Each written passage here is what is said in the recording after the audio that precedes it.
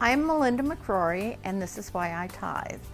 I am a preacher's daughter and was raised on biblical teaching that tithing was essential, and that was just a fact of life for us. After all, doesn't 2 Corinthians 9 say that God loves a cheerful giver and that we need to give back to Him what belongs to Him? Even when we were young, we were taught that when Grandma sent us her $1 bill in our birthday card, that we had to tithe on that $1 bill. And we always were trained and taught to do that, and we didn't question it. We didn't ask, why we do that.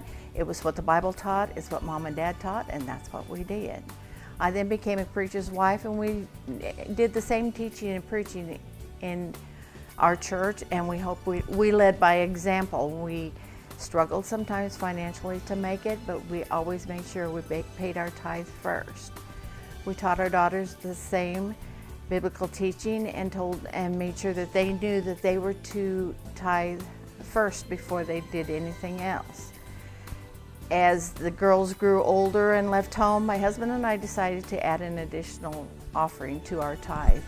And we felt like we had been blessed and that this is something we wanted to do.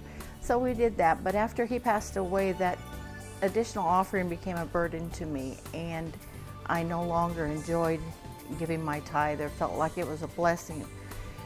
So I talked to Spencer about it, and Spencer reminded me that it was not God who was putting that expectation on me, that I was putting that expectation on myself.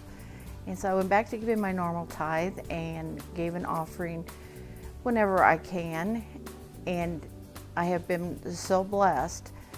So as I've matured in age and matured in my faith, I've determined that tithing is not so much an obedience to me, but it's a part of who I am. And so why do I tithe? I tithe because I'm blessed as a child of the King, and in obedience to my Father, that's a privilege for me to tithe.